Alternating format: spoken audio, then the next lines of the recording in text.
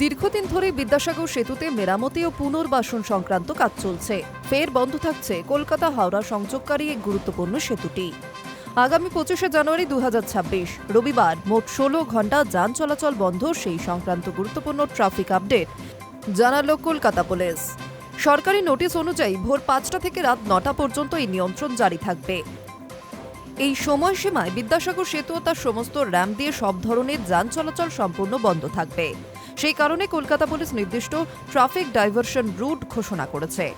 এই সময় বিদ্যাসাগর সেতু স্টে কেবল, হোল্ডিং ডাউন কেবল এবং বেয়ারিং বদল সহ একাধিক গুরুত্বপূর্ণ প্রযুক্তিগত কাজ করা হবে। সেতুর দীর্ঘমেয়াদী নিরাপত্তা ও স্থায়িত্ব নিশ্চিত করতেই মেরামতি এবং পুনর্বাসন কর্মসূচি নেওয়া হয়েছে। কাজটি পরিচালনা করছে Hooghly river bridge commissioners authority. Kolkata police জানিয়েছে, নিরাপত্তা ও যাত্রী সুবিধার কথা মাথায় রেখেই এই সিদ্ধান্ত। 25শে জানুয়ারি নির্দিষ্ট ওই সময়সীমায় যারা দ্বিতীয় হুগলি সেতু ব্যবহার করে যাতায়াত করবেন তাদের বিকল্প রুট পরিকল্পনা করে নেওয়ার পরামর্শ দেওয়া হয়েছে। পাশাপাশি জানিয়ে দেওয়া হচ্ছে কোন দিক থেকে এলে কোন পথে ঘুরবে যান।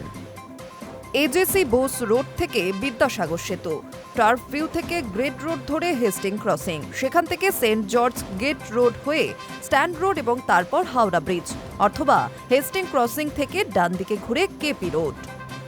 কেপি রোড থেকে বিদ্যাসাগর সেতু, 11 ফার্লং গেট থেকে হেস্টিং ক্রসিং, তারপর সেন্ট জর্জ গেট রোড হয়ে স্ট্যান্ড রোড এবং তারপর হাওড়া ব্রিজ। সিজিআর রোড থেকে বিদ্যাসাগর সেতু, হেস্টিং ক্রসিং থেকে বাঁদিক ঘুরে সেখান থেকে সেন্ট জর্জ গেট রোড হয়ে স্ট্যান্ড রোড এবং তারপর হাওড়া ব্রিজ। কেপি রোড থেকে ওয়াই পয়েন্ট র্যাম্প ধরে সেতুতে ওঠার পরিকল্পনায় জানানো হচ্ছে। ওয়াই পয়েন্ট থেকে ঘুরিয়ে দেওয়া হবে 11 ফার্লং গেটের দিকে, তারপর KP road, red road, Howrah bridge.